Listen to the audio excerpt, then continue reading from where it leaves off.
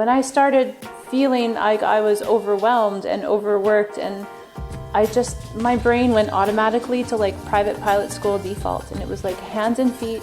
I disconnected the autopilot and I just flew it raw. Welcome to Flying BC, a podcast about the people, planes, and aviation adventures in British Columbia and Canada, with your host, Warwick Patterson. Well, it's been quite a week around the globe, and I hope everyone is staying healthy and safe out there. This is episode 2 of the Flying BC podcast, and you can now find the show on almost every platform, including Apple Podcasts, Google Podcasts, and Spotify. If you like what you hear, please subscribe. There's a ton of great aviation podcasts out there to enjoy during your self-isolation. I'll mention a few of them at the end of the show.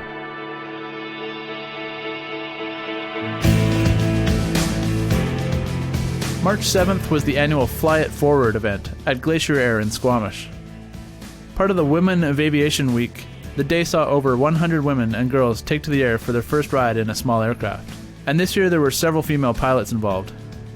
Alexis, Amy, and Madeline are great examples and role models for the young girls who came out to fly. It's always fun seeing the look on people's faces as they climb out of the plane after seeing the world from a different perspective. This was the 9th year that Colette and Glacier Air have hosted the event, and it gets a lot of people excited about aviation. Today my guest is Angie Tanton. Angie is someone I've wanted to catch up with for a while, because she seems to be leading a really interesting career. She was due back to her job in Saudi Arabia soon, so I wanted to make sure I caught her before she left. So I packed my audio kit and met her at Glacier Air. Her journey through aviation is a great example of the adventures and variety of jobs available to pilots. It's not always just a fast track to the airlines. So here we go, off to the airport to meet Angie Tanton. So, welcome. Hi, thanks. Tell us a little bit about your aviation story. You've got a pretty cool career already. With a lot of work in remote places and... Yeah, thanks. I'm really grateful. I have had a lot of opportunities. So basically when I was in grade 10 in high school, I wasn't quite sure what I wanted to do. And they had a career day and there was a flying school that came. So I popped by and they handed me a pamphlet and I was like, what's this for? They said, you could be a pilot. And I said, I could be a pilot? I really had no idea. It never crossed my mind. So I went for FAM flight and went up with an instructor and got to fly. And I was hooked from that moment. The way everything looked from the air, that I could look down on, and it looked different every day, every moment, every second. It was changing. That was exactly what I needed. So from that point on, age 16 forward, that was my goal, was to fly. I started when I was 19 at a flight school in Red Deer, Alberta. And I did that from 92 to 94, commercial license, moved out to Vancouver, did the float rating, the multi-IFR. Started working at the South Terminal Airport for Oak Bay Marine Group Sport Fishing Company, which kept me around a lot of airplanes and pilots, and I would harass everybody constantly. I also took a second job of washing the Twin Otters that were contracted to Harbour Air from Ken Borek Air.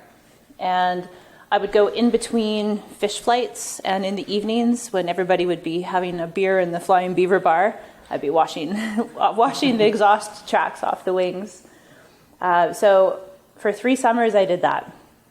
So there's definitely kind of a pay your dues sort of mentality. I mean, you really have to learn the ropes and learn your way around the airplane and not complain and just work hard and keep begging for a job. And that was a time in the industry where you did have to slug it out to get a pilot job. Yeah, definitely.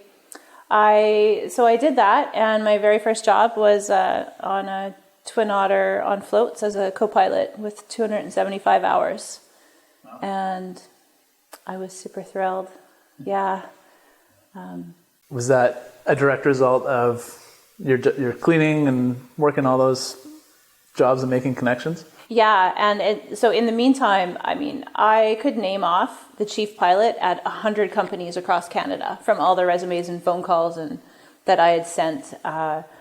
Unless you can go on a road trip sometimes, I think it's difficult, or unless you know somebody. And so my biggest connection was around Vancouver, harassing all the people that would come through with airplanes full of our sport fishermen. So it was basically just a result of every time the chief pilot would come in, I would tell him, my white shirt's all ironed and ready to go. When do you want me to start ground school?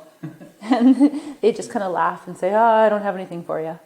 But in the meantime, there was people on the dock that were getting hired as pilots ahead of me. And it was, I would say it was super frustrating because you don't really know why it's not you. But I think ultimately it wasn't me, because I might not have been there in that moment, in that day when they needed somebody. Right.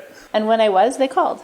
So had you done any flying jobs as an actual corporate pilot or commercial pilot before you got hired on? No, that was my very first job. Wow. Yeah. So straight into a right seat on the Otter. Yeah. And I was so lucky to fly with so many extremely experienced captains. And I feel like for me that was an amazing way to learn before kind of setting out on my own. Right. You know, I could learn from their mistakes and also learn to push my boundaries a little bit with them, with their experience level. My boundaries would have been way higher. Cool. So where did it go from there? Right seat in the Twin Otter. Yeah, right seat in the Twin Otter. And I flew all over. I flew in the Queen Charlotte Islands, west coast of Vancouver. Then I went to the Maldives. Then I went to Burma. Then I flew again back here, like scheduled flights between Vancouver and Victoria. At one point, I had about, I think, 16 or 1,700 hours, and I wanted to go fly a Beaver. First of all, it's a Beaver, so who doesn't want to fly it? That's my goal. Yeah, and I wanted to go do something by myself on my own. I felt super prepared and ready for this. So I was able, from a captain I had flown with, he knew somebody who owned a fishing lodge and owned an airplane. He put in a recommend for me. They hired me over the phone. And boom, I had a job flying Beaver for the summer at a fishing lodge. And that was amazing to put all those skills that I had learned to use, and then obviously like way more new ones that I learned. Right. That was a super fun summer. And then I was able to come back actually to Kembork area. I had just taken like an unpaid leave. Right. I came back and they sent me up north. I had maybe 2,100 hours now at this point. They sent me up north and said, all right, you're going to Inuvik. You're going to be a captain on the Beach 99 and the Twin Otter. And I was like, woohoo! Yeah. So had most of your time been on floats at that point then? Most of my time, yeah. I think I had maybe 300 hours of Twin Otter wheels. Yeah. And Kenborek is the iconic planes of the north, right? The red with the black sort of lightning bolt on them. Growing up, you think, I want to be a pilot for Kenborek. So, there's something very romantic about it. Definitely. Yeah. And then, did you have aspirations to be an airline pilot, or did you always know you were going to kind of fly other things? Well, to be honest, I just had aspirations of getting whichever first job I could get. Right. At that point, I didn't have a very big goal in mind other than to get in an airplane, and it didn't matter which one to me. Now, had it been, like a Beach 1900 with Central Mountain Air, then I probably would have ended up kind of on that airline route. But I knew too that I liked things a little bit off the beaten path, just who I am. So I really did focus my efforts on these more typically bush pilot style operations. And I never really had a big desire to go for an airline. Yeah. Well, the jobs you've had seem to be a lot of remote locations, pretty high adventure stuff. You did some flying for the UN too, I think? Yeah. So After I flew up in the Arctic, I went and moved to the Maldives. And I flew there for 4 years, flying floats. I had a child, well, one of the two, but I had him overseas. Actually had the Maldivian government to change their regulations so that a woman could fly pregnant. So I had to do a big presentation to their civil aviation department and their lawyers and their doctors. It was the first time I ever spoke in front of a group of people, and I was super nervous. But a couple of months later, they changed the rules. Nice. So that was great because I had just gotten married. So I got pregnant, was able to fly, make some money, have some fun. Then I took some time off, and we moved back to Canada. And I had a second baby. I was offered a job with an airline. I went through the process with, I would have been Jazz. And, but I turned it down.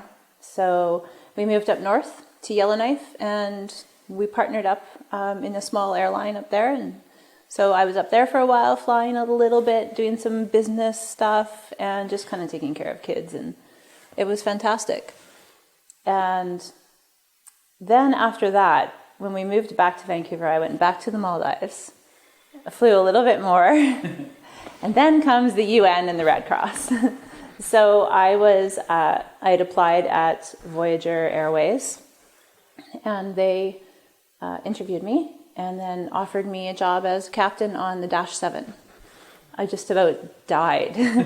I mean, it's a Dash 7. First of all, another de Havilland. Yeah. And you're ticking off all the numbers. I'm taking them. I'm trying to. Yeah. I still have a few more to do, but the Dash 7, it's got 4 engines. I mean, that thing's amazing. You can fly this airliner-style pressurized aircraft with 40 some odd passengers into a little bush strip. I mean, it was perfect. Yeah. So I left to go to Africa for my first time ever and ended up in Uganda and South Sudan, flying captain on a Dash 7 for the United Nations. I've never carried so many guns before in my life. It was a bit interesting. It was such a cool experience. I bet. That was Sudan at the time pretty dangerous? Was that area? They had just become their own country, South Sudan. So they were still in the newness of this, big peace project, and but it didn't take long for it to get a little bit dangerous in areas, or different things happening in that area. But yeah, was there any interesting procedures or just things you had to think about flying in that area? Well, one time yes. So, you're checking in every 30 minutes, otherwise they're looking for you.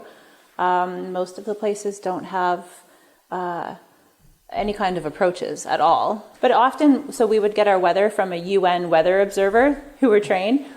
And so they would start to read off. They would tell you, the weather is 5,000 feet and so on, and so many miles of visibility. But actually, it was 500 feet. So they often would make mistakes, and you really didn't have a reliable source of anything other than yourself and your plan B and your plan C, and seriously, sometimes a plan D. Like, everything was fluid, and you were always thinking steps ahead and what ifs all the time. Yeah, well, it's good training.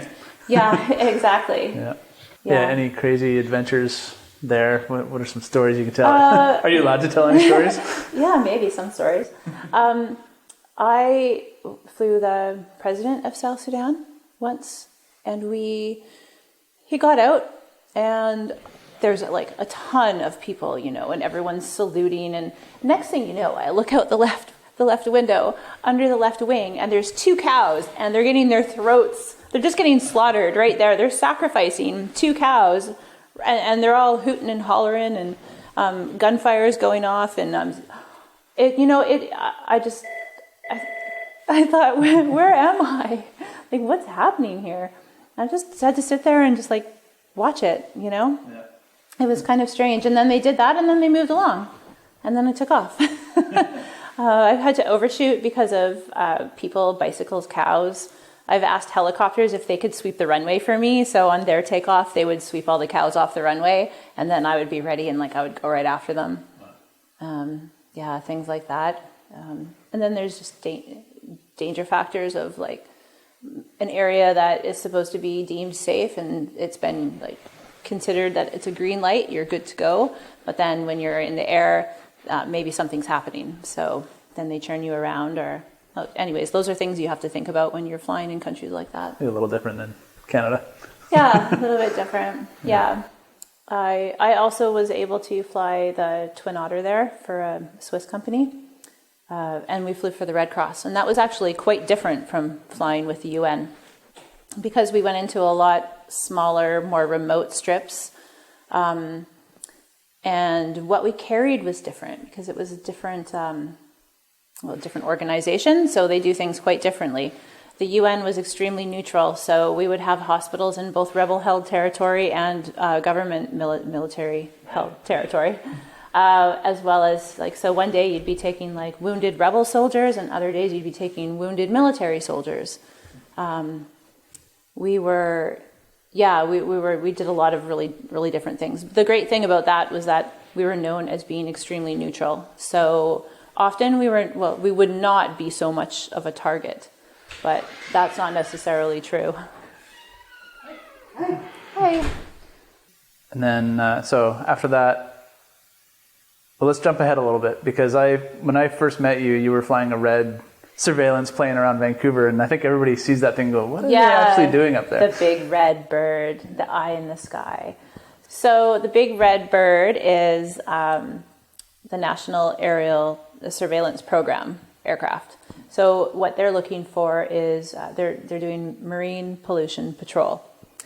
There are some side-looking airborne radars that we can use while we're flying out over the water to find anomalies on the water, such as oil from a ship, oil from a dead whale.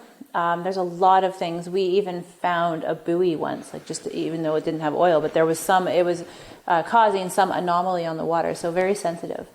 And so if we had bad weather, we could be up at 24,000 feet still doing our job. Wow. Yeah. So the reason that we'll fly over Squamish is because there's a port here, and there's also the marina. We've also done some interior lake work, as well as we did a bit of work for the fires a few years ago, and also the floods in Grand Forks area. Okay. Yeah. We also did some work up in the north for the Yukon and the Northwest Territories government, checking on bridges and culverts that go under the road, things like that. So we did search and rescue as well, or more like, not rescue, because we can't really rescue, but search and assist with the video, the infrared camera. Actually, it was the sister airplane in Moncton that was working in coordination with the police officers when they found that man that had done some shooting. They found him in the dark, between the airplane and the police officers with the night vision. Yeah. So it's the eye in the sky, basically. It's a little bit of the eye in the sky, but everyone thinks that it's out there like watching you, and really it's just doing its majority of its work is pollution patrol. So, yeah. So you did that for a few years? I did that for a few years, and although I really enjoyed it, I definitely felt a calling to go back to a little bit of this rotational overseas lifestyle versus the Monday to Friday drive to the airport every day and drive home through traffic. Okay. So a little bit more my style. And I contacted my old company, the Swiss company, to see, I heard that they were flying float planes in Saudi Arabia. So I thought, oh, perfect, let's see if I can do that. Yeah. And after some, not really negotiating, but basically after some of the customer checking in to me and my experience and interviews and do I know what I'm getting myself into and getting the yes from the customer, then I was the first female pilot for what we're doing in our operation in Saudi Arabia. And then shortly after became the first female flying instructing captain training captain for ZMEX in their 50-year history. So that's pretty exciting. I'm pretty proud of that. So you get to fly float planes in another warm environment. Yeah, it's really hot though. It's almost too warm. Yeah, it's definitely a bit different than the Maldives. But it's quite enjoyable, and it's definitely nice. And it's an amphib. So we're able to land in the water and then go fuel up in an airport. And that's new for me. So I'm it's exciting to be able to go anywhere, fly IFR, take off on the water, fly IFR, land on the water. Yeah, it's quite amazing. Yeah.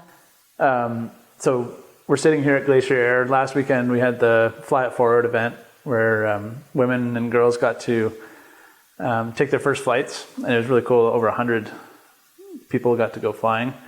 But what's it like as a woman in Saudi Arabia, as a pilot there? I think most people don't know I'm a pilot because I'm always wearing this dress that covers up basically everything. Right. When the passengers get on the plane, sometimes they look a little like surprised, but I haven't had any negative experiences, even with any of the Saudi people, for sure. Do you think people are? Well, I guess if they don't know you're a pilot, it's hard. But do you think people are getting inspired? Like a woman there might see you and be like, "Oh, maybe I should be a pilot." Yes, and I was quite actually inspired to find some female pilots. And I did manage through the 99s to look up their Middle East chapter, and I found Yasmin, who is Saudi Arabia's first female commercial pilot. She's flying an ATR 72 for a small airline there, and I've met up with her a couple of times now, and I've heard her story. And I mean, it's amazing, like the tenacity and to be able to push through what she has, and at 29 finally get her first job. Wow. Yeah, so like I said, a lot of people don't really know what I do, but I think that anytime somebody sees a female pilot, it can be quite inspiring, especially to a young girl who, just like me in high school, had no idea I could do that. Wouldn't have ever thought about being a pilot. That seems to be the big stumbling block to people becoming pilots, or any job in aviation, is just that first introduction to it. Yeah, and I think that, society, we have this sort of, it's conditioned, right? Like girls like pink and boys like blue, and girls play with dolls and boys play with cars. And I mean, that's just, it's a sort of natural, inherent, it's what we do as humans. We sort of fall into these kind of roles. And so people just don't know that actually you can just do whatever you want. And, if a man does it, a female can do it, and vice versa as well.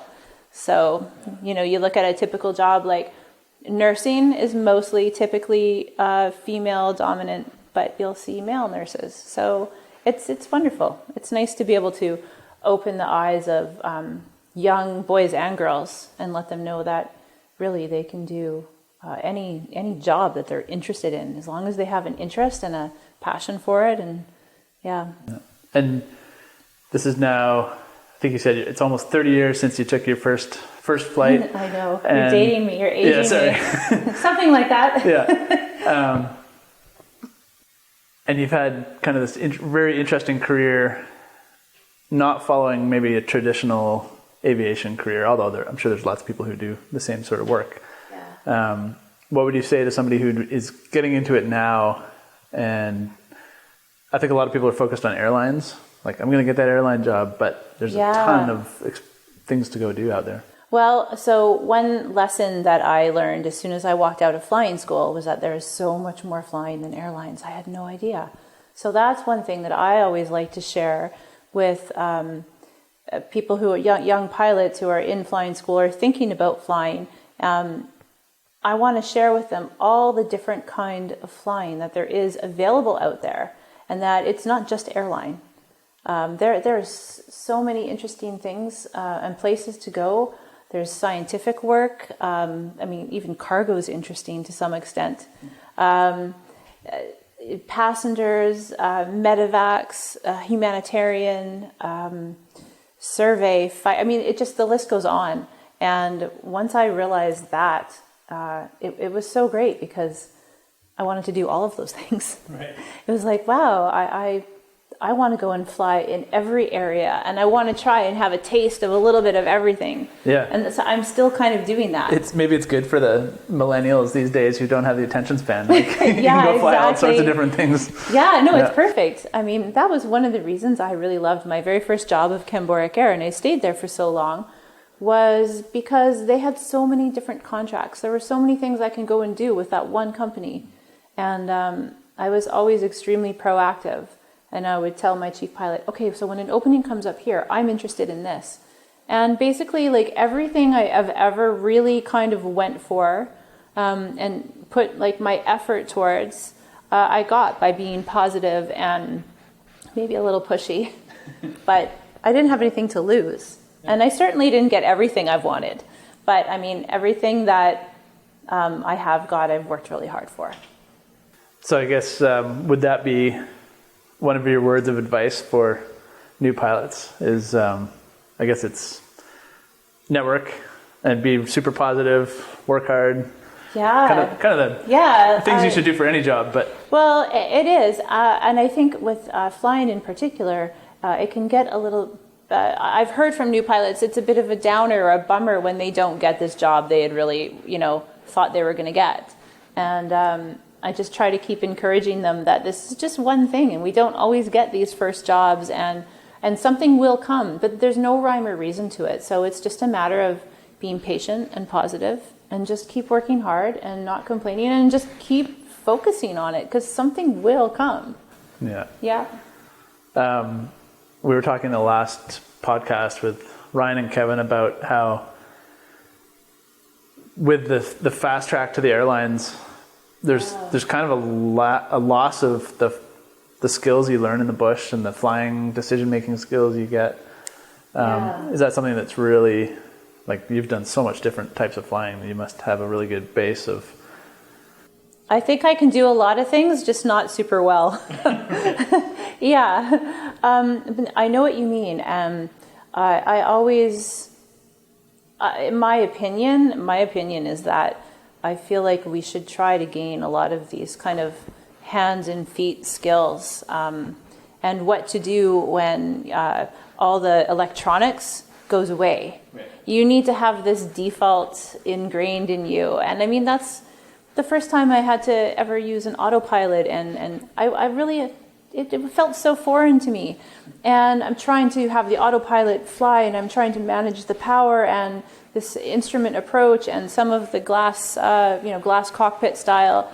And at the end of the day, when I started feeling like I was overwhelmed and overworked, and my brain went automatically to like private pilot school default, and it was like hands and feet.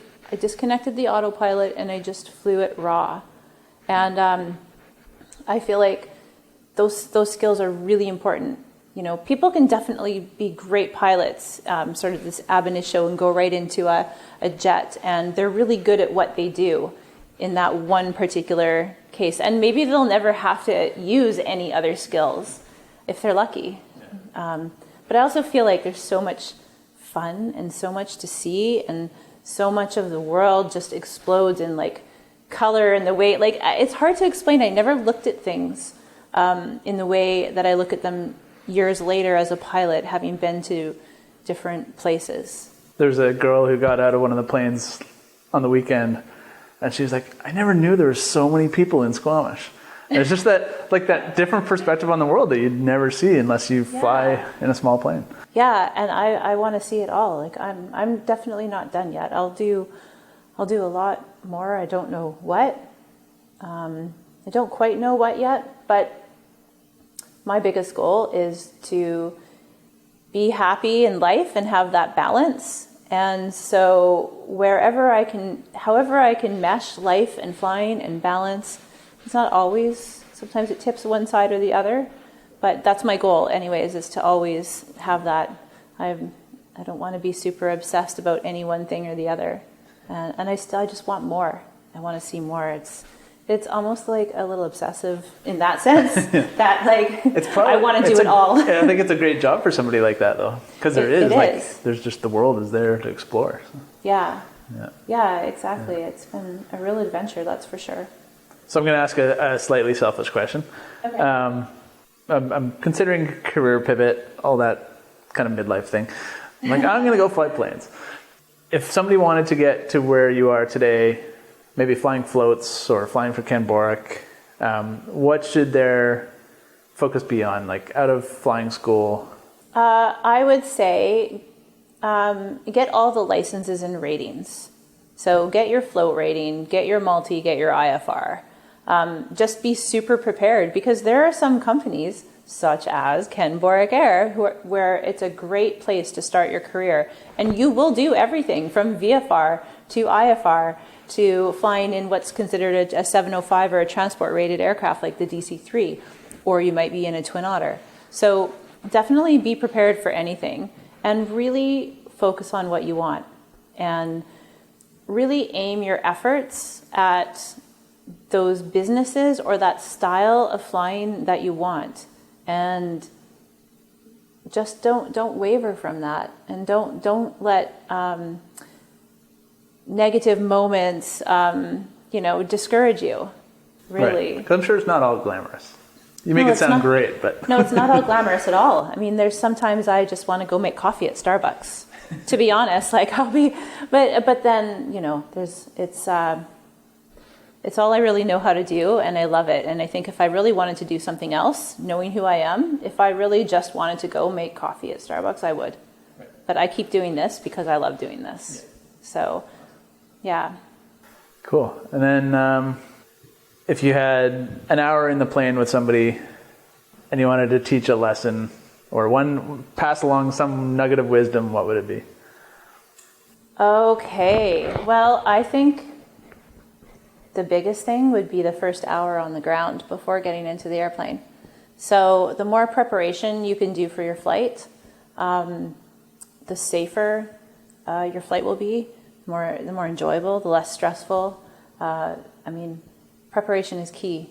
So I would say, first of all, spend a lot of time doing good preparation. Ask as many questions to as many people, and use all of the different resources available to you, whether they're highway webcams. Transport Canada, we're looking up the highway webcams. Like, we need to see, just like everybody should be. Yeah. So, and then in the air, I would say, if I was to pass a lesson along in the air, definitely always look ahead and plan. Like, have more than just your initial plan. Have a plan B, and sometimes also a plan C. And for every stage along the way, those things change. But it's really, really important, because you'll feel it inside you when things aren't feeling right. And if you don't have a plan B or a plan C, things can go bad in a hurry. And so if you know before you get into something, this is my next move, if A happens, I'll do B. If B happens, I'll do C. And you keep doing that. It'll keep you safe and happy flying for a really long time. Do you have any good stories of getting into Plan C and worrying about things? I have. So I was thinking about that the other day. Some things you just get yourself into, and it's a very important lesson learned. You've learned from your own mistake. And then sometimes you get yourself into a situation just by chance. Like you might have a maintenance failure. Something like that happens. And there was a time when I was in the Maldives, and I wasn't even in the air when this happened. So I think I had already had one mishap that day. I'll tell this story. I was a week away from not flying anymore because I was that pregnant. I had already put a hole in the float, a very just skinny little slice from some coral. So I had switched into my second airplane. And I was taking that second airplane out to go do a flight, and there's 15 or 20 other airplanes parked around me, and I'm trying to, with the wind, I'm trying to go wherever I'm going, and the more reverse I'm pulling on the right side, the more forward the right side engine is pulling me. So I'm actually churning left now, churning into a bunch of parked airplanes. And I didn't know what it was. All I knew was this engine is going forward and I want it to go in reverse. The more I pull reverse, the more it goes forward. And there's nothing in the emergency procedures for something like that. You can't be trained for everything. So all I did was just reach up and turn off the fuel on that one engine. And it stopped, which was great. But now I've got one engine going and I still have airplanes all around me and people are looking at like, what's going on, you know? So I don't know, it was just, and there's a lot of luck involved in a lot of stories in aviation. And luck is, I believe in luck. We very much believe in luck. You either have really good luck or really bad luck and there's nothing you can do about it. In this case, I had really good luck. There was a ramp that we used to put the beaching gear on and take the float planes up. And there was no airplane parked in sort of front of it. And the way the wind was blowing that day and the engine that I had to turn off, I turned towards that ramp and I just kind of timed it right, turned off the other engine, and we slowly and I missed my wings on one tail and one nose of the aircraft that were parked there by about, I don't know, to me it felt like 3 inches, but it was probably by about a foot or two on either side. And like you meant to do it. I got out of the plane and they were like, oh no, what happened? And the engineers came and they did their thing, and I went and got an iced tea or something, and then they said, hey, we got another trip for you in this airplane. And I said, I'm not going anywhere, I'm going home. I'm done. And that was that. And that wasn't something that that was just something I had to deal with because by perchance, Yeah. And then there's been other times where I've, mostly I would say it's been weather related. I think that we inherently want to take people from A to B because that's what we're getting paid to do. And it's very difficult to say no. And we keep looking for ways to get the job done because we feel successful and that's what we need to do. And operators need to keep operating. And there's just been times where I've gotten myself into a situation and then I've landed and I've realized I'm not going anywhere now. I'm staying here. I think that's what new pilots don't realize too, is how quickly weather changes, especially on the coast here. Like I've come into Squamish a couple times going like, oh man, it's getting it's coming in fast. Yeah. And then you're on the ground and 2 minutes later it's pouring rain over top or snowing or whatever. Yeah, it happens really fast. And I feel like if you're not sure, or when you start to get that feeling inside your tummy, you need to really listen to it. And it's okay to go somewhere else. And it's okay to have a plane load of passengers and end up somewhere else. Because I've been there. 12 passengers missed their international connection because I wouldn't go back because it was getting too dark. And I didn't want to land in the dark in the sea. Yeah. So it sucked. And it was a hard thing to do. And I knew that I was going to have to answer some questions. But I had to be confident and stand behind my decision. And those are just it's really important to make a decision and then stick with it and feel okay about it, Are most companies pretty good about supporting those decisions too? Yeah. Most companies, they want you to be safe, and it's your job to look for alternate ways and to try things. But ultimately, at the end of the day, it is your call as a captain of an aircraft to choose the safest option, and you have to do that. Yeah. Awesome. Yeah. Well, thanks. You're welcome. Thanks for having me. Another pilot journey. It's great. Yeah. It's always so inspiring to hear people's journeys, especially non-traditional aviation careers. Yeah. Well, I hope I can inspire lots of people, and I'm even inspiring myself sometimes still. So there's so many things I still want to do. Yeah. What's your pie in the sky goal? What would you want to? I would love to fly a helicopter. Yeah. I mean, I don't know. Maybe I would just do it just to say I've done it, because I tend to do those kinds of things. I don't know if I would want to do it as a job, especially now at my age, but I just think it would be cool to get a private helicopter license. So maybe that'll be in my future vision. We'll see. Nice. Yeah. Thanks to Angie for spending the time with us for this podcast. I hope it has inspired you to chase your aviation adventures, or just fire up the COVID escape pod and go flying this week. With all this newfound downtime, I'm going to try and get you as much content as possible over the next few weeks. In a few days, I'll be releasing a video from the Fly It Forward event, so be sure to check out Flying BC on YouTube. I've also got a great recording coming up with James Marassa, where he's going to tell a pretty harrowing story that will give you chills.